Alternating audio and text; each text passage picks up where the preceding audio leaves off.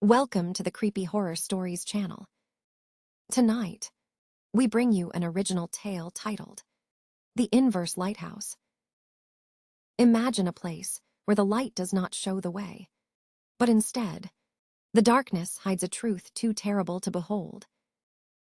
Get comfortable, turn down the lights, and prepare yourself for a descent into the unknown.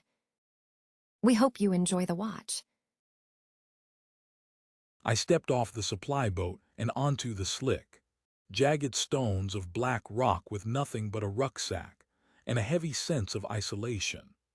The salt air felt thick, clinging to my skin like a wet wool blanket. As a former military engineer, I'd seen my share of godforsaken outposts, but this place felt different. It was a tooth of granite sticking out of the Atlantic, miles from the nearest coastline. The captain of the supply boat didn't say much, and he didn't stick around. He just unloaded my crates, gave me a look that felt more like a goodbye than a see you later, and throttled the engine. I watched the boat shrink until it was just a speck against the gray horizon. I was here to replace a man named Miller, a veteran keeper who'd walked off into the surf or thin air 3 weeks ago. No one knew which, and looking at the desolate tower looming over me, I wasn't sure I wanted to find out. The lighthouse itself was an old brute, standing about 110 feet tall. The stone was stained dark by decades of storms. Inside, the air smelled of stale grease and old paper. I spent the afternoon checking the brass gears and the clockwork mechanism. Everything seemed in perfect order, which only made Miller's disappearance more unsettling. By sunset, I climbed the spiral staircase to the lantern room to commence the first watch. I checked the fuel levels, wiped a smudge off the glass, and engaged the primary drive. When the lantern flared to life, I didn't see the comforting sweep of a white beam cutting through the dusk. Instead, a bar of absolute, oily blackness shot out from the lens. It wasn't a shadow. It was a physical absence of light. As the lens rotated, this pillar of void swallowed everything in its path. It erased the stars. It snuffed out the whitecaps on the waves 80 feet below. Where the beam struck the water, the reflections simply died. I stood there, paralyzed, watching this impossible darkness sweep across the ocean like a giant's finger. It felt less like I was projecting light, and more like I was painting a hole into the world. I retreated to the keeper's quarters, my heart hammering against my ribs. I needed a manual, a logbook, anything to explain what I just witnessed. I found Miller's journal tucked under a stack of canned rations. The handwriting started out neat, but the last dozen pages were a frantic scrawl. One entry, dated 5 days before he vanished, was underlined so hard the pen had torn the paper. Miller, the gears are sticking again, but I can't let the rotation stop. If the cone of shadow breaks, it'll see the horizon. You have to keep the shadow steady. You have to hide the world from what's underneath. It's not about lighting the way for ships. It's about keeping the deep in the dark. I tried to dismiss it as the ramblings of a man who'd spent too many months talking to seagulls. But then the rotation brought the beam back around. As the black light swept over the western gallery, a heavy, unnatural silence slammed into the room. 1 second, I could hear the wind howling through the vents and the waves crashing against the cliffs. The next, As the dark beam passed over my position, all sound vanished. It was a vacuum of noise. My own breathing was gone. The ticking of the wall clock stopped. It was a crushing, pressurized stillness that made my ears ache. Then, as the beam moved on, the roar of the ocean rushed back in, nearly knocking me off my feet. The weather turned around midnight.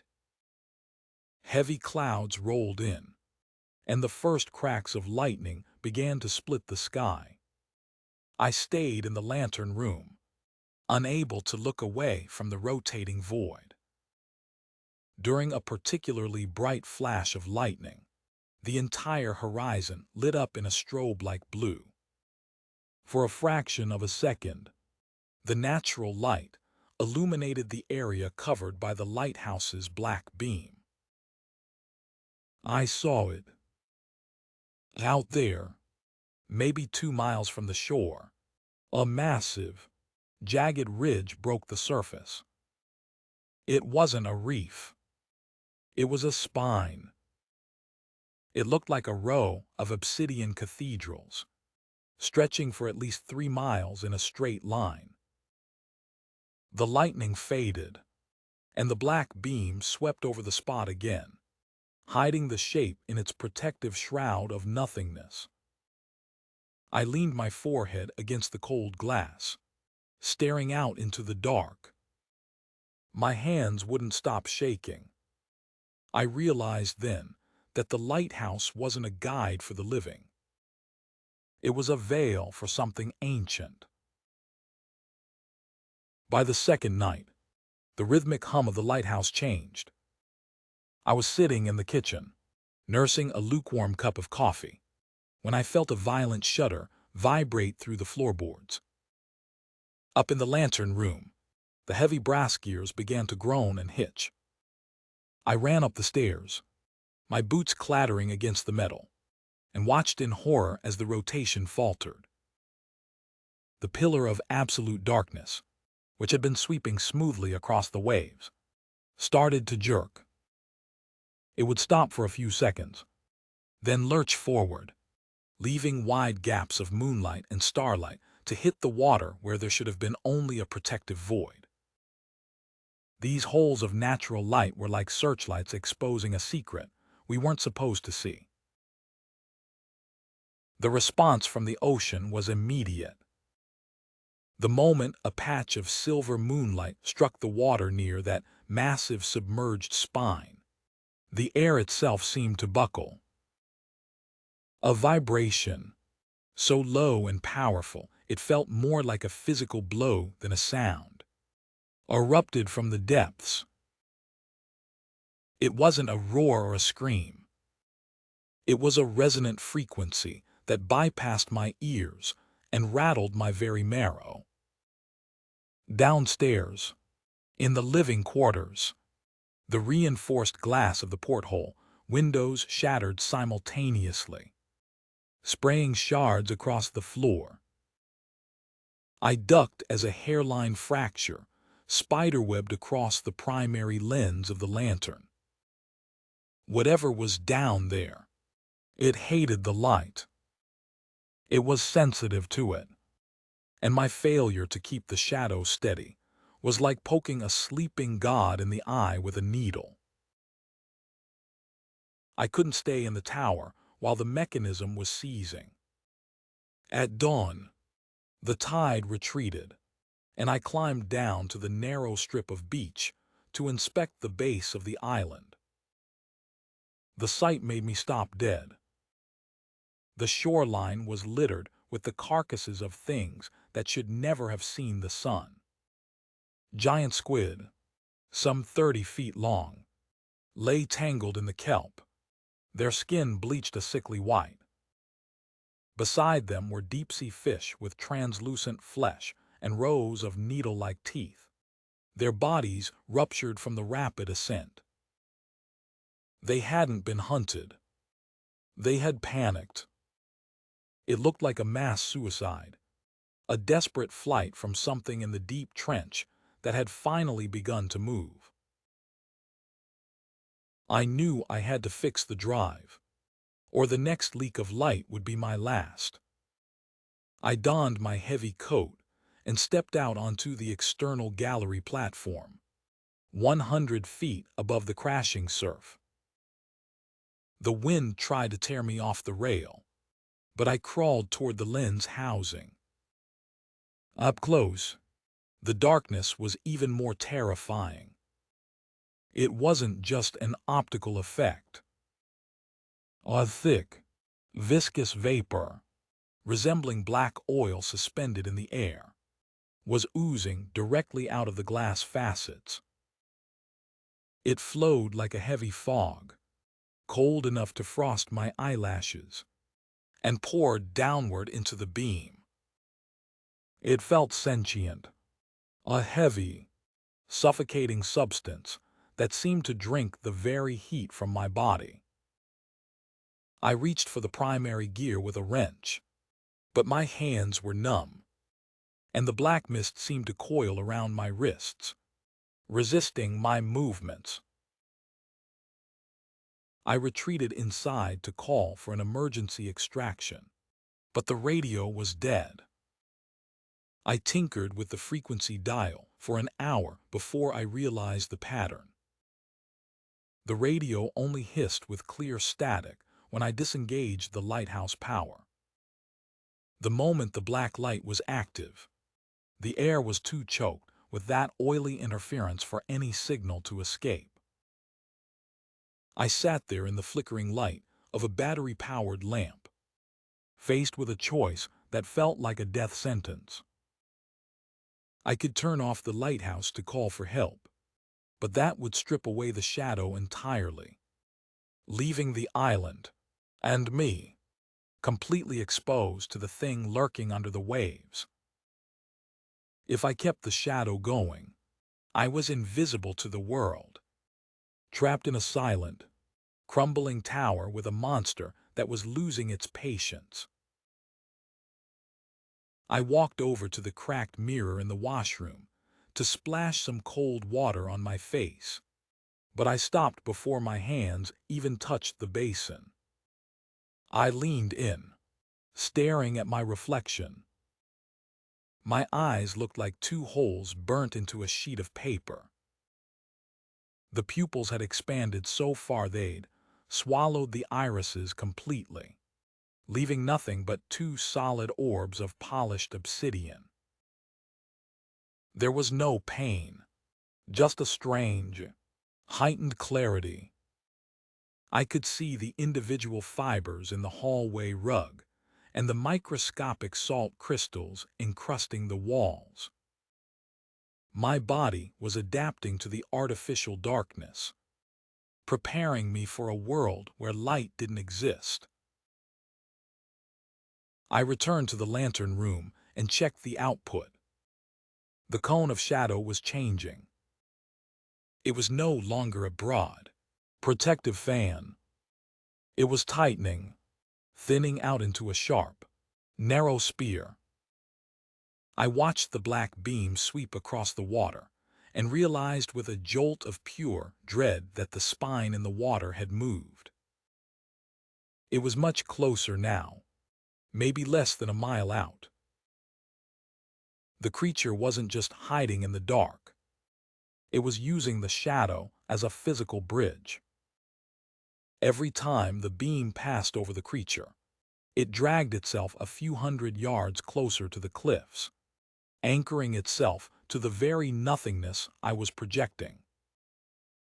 I was reeling it in.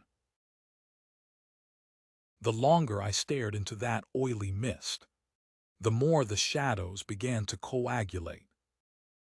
At first, I thought they were just smudges on the glass, but then they took on weight and form. I saw a man standing on the edge of the darkness, then another. They were gray, translucent shapes, their faces stretched into expressions of silent, eternal exhaustion. One of them looked exactly like the photo of Miller I'd found in the desk. They weren't ghosts. They looked like they'd been bleached of their humanity, caught like flies in the thick, black amber of the lighthouse's beam. They stood on the surface of the water, their feet unmoving, drifting closer to the tower along with the creature.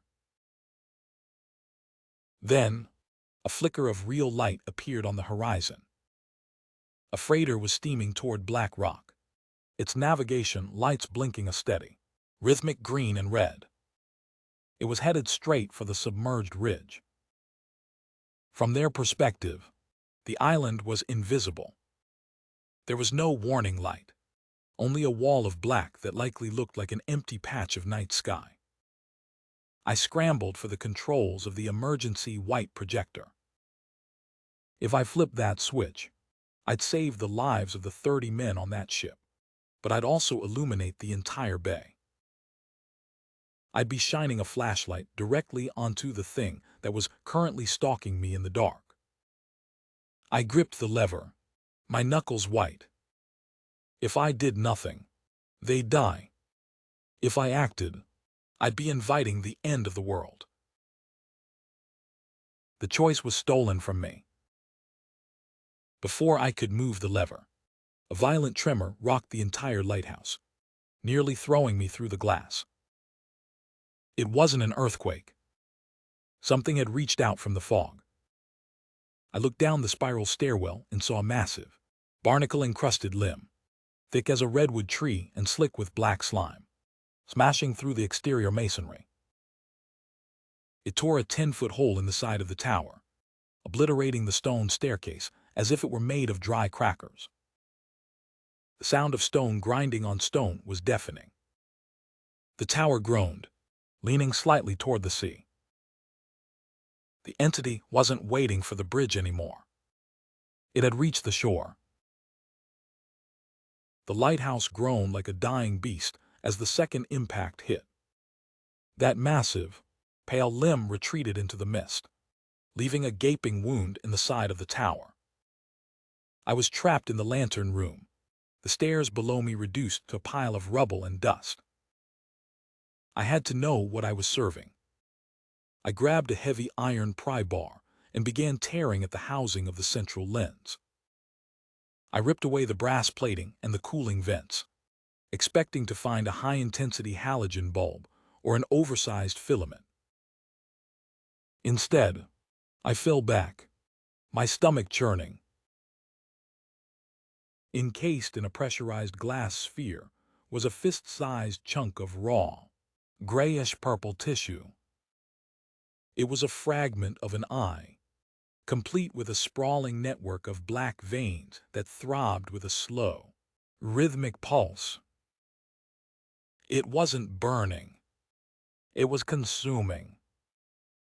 Every time it dilated, a fresh wave of that oily anti-light washed out, bending through the prisms to create the dark beam. This wasn't engineering. It was a biological transplant. The lighthouse wasn't built to protect us from the thing in the water. It was using a piece of the monster to keep the rest of it at bay. Then, with a final, screeching metallic snap, the gears died. The rotation stopped dead. The narrow spear of absolute darkness was now frozen, pointed directly down at the living quarters and the shore below. The silence that followed was worse than the destruction. Without the movement of the beam, the creature stopped hesitating. I leaned over the railing and watched the water at the base of the cliffs begin to boil. A wet, sliding weight dragged itself onto the rocks. The island tilted under the sheer mass of what was climbing out of the Atlantic. It was coming for its missing piece. I looked at the eye in the housing, and then at the emergency flares and the open barrels of cleaning solvent near the workbench. I knew how these things worked. The creature had spent eons in the crushing, lightless pressure of the trench. It didn't see with light. It sensed the heat of blood and the faint electrical hum of living nerves. To it, I was a bright, glowing coal in a cold world. I wasn't going to let it have the lighthouse, and I wasn't going to let it have me. I began to pile the flammable rags and the remaining gunpowder charges from the old signaling cannon directly under the lens. I struck a match. Elias. I'm sorry. Miller. I'm breaking the shadow. I threw the match into the solvent and sprinted for the gallery door. The explosion didn't just break the glass. It shattered the very fabric of the darkness. The gunpowder ignited with a violent, white-hot roar, consuming the organic eye in a pillar of fire. The oily mist evaporated instantly, replaced by a flash of light, so intense it felt like it was burning through my eyelids. In that split second of total illumination, I saw the truth of what lived in the deep. The creature didn't just have a spine. It was the horizon. A wall of pale, translucent flesh and thousands of unblinking eyes stretched as far as I could see, encircling the entire island like a colossal ring. The lighthouse was nothing more than a toothpick in the center of a nightmare that occupied the entire ocean. The scream it let out wasn't a sound. It was a pressure wave that flattened the remaining iron railings and sent me hurtling into the void. 3 days later, a Coast Guard cutter arrived at Black Rock, drawn by the smoke. They found the lighthouse decapitated, the top 20 feet of stone sheared off as if by a giant's hand. The lantern was gone, and the interior was scorched clean by a heat so fierce it had melted the brass fittings. They found no sign of Elias, no clothes, no remains. The new keeper they sent a week later reported that the lighthouse worked perfectly now, casting a standard white beam that could be seen for 18 miles. But he also noted something in the official log that the authorities chose to ignore. Along the tide line, there were deep, rhythmic depressions in the solid granite, as if something unimaginably heavy had stepped there. And even in the heat of a July afternoon, those imprints remained filled with a thick, ink-black water that refused to evaporate, staring up at the sky like the pupils of a dead man. Welcome to Creepy Horror Stories. Today we presented the story, The Inverse Lighthouse. We hope you enjoyed this journey into the dark. Thank you for listening until the very end. It makes us wonder, if you were in Elias' shoes, would you have saved the ship and revealed yourself to the monster? Or would you have stayed hidden in the dark? Let us know in the comments below. If you enjoyed this original tale, please hit the like button, subscribe, and turn on notifications so you never miss our next descent into terror. This story was written specifically for this channel. Be sure to check out our other videos for more nightmares. Until next time, stay safe and stay out of the deep. Thank you for listening to the very end. This was an original story, written specifically for this channel. It makes you wonder, if you were in the shoes of an engineer like Elias, would you have sacrificed the freighter to stay hidden? Or would you have signaled for help and faced the thing in the deep? We want to hear your thoughts, so please, leave a comment below. If this story gave you chills, make sure to hit the like button and subscribe to our channel. Don't forget to turn on the bell notifications so you never miss a new nightmare. Feel free to check out our other videos for more atmospheric horror.